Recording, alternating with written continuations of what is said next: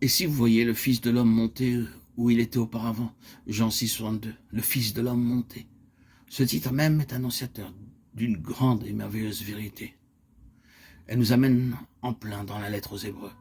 Qu'est-ce que l'homme, que tu te souviennes de lui, ou le Fils de l'homme, que tu le visites? Tu l'as établi sur les œuvres de tes mains, tu as assujetti toutes choses sous ses pieds. Maintenant, nous ne voyons pas encore que toute chose lui soit assujettie. Hébreux 2, 6, 8. L'homme n'est pas encore parvenu à ce pourquoi il fut créé, tout n'est pas encore réalisé.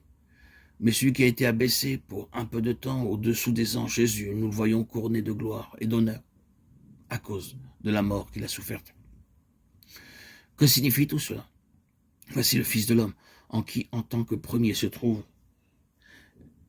réaliser toute l'intention divine concernant l'homme, sa création même. Ce serait profitable à ce point d'entreprendre une étude détaillée de la lettre aux Hébreux, particulièrement dans ses premiers chapitres. En effet, ce n'est pas à des anges que Dieu a soumis le monde à venir dont nous parlons. Or, quelqu'un a rendu quelque part ce témoignage. Qu'est-ce que l'homme? Hébreux 2, 5, 6. Ce qui est en vue est la soumission à l'homme de la future terre habitée. Nous ne voyons pas encore que toute chose soit soumise à l'homme, mais nous voyons son représentant dans le ciel. Et en faveur de l'homme, nous voyons toute chose soumise à lui. Cela est assuré pour l'homme, par l'homme représentatif dans le ciel. L'écrivain poursuit en disant, c'est pourquoi, frères saints, qui avaient part à la vocation céleste. Voyez-vous, c'est un tout. La vocation céleste, de quoi s'agit-il? D'être en communion avec lui, d'être son partenaire, car celui qui sanctifie et ceux qui sont sanctifiés sont tous issus d'un seul. C'est pourquoi il n'a pas honte de les appeler frères lorsqu'il dit « J'annoncerai ton nom à mes frères » Hébreux 2, 11, 12. C'est pourquoi, frères saints, qui avaient part avec lui et l'un avec l'autre à la vocation céleste. De quoi s'agit-il ici? De posséder la souveraineté sur la terre habitée à venir. Il se trouve là, ayant assuré cette intention de Dieu, en sa propre personne, représentant le peuple, les nombreux fils qu'il conduit à la gloire. C'est la raison pour laquelle il est monté dans les hauteurs.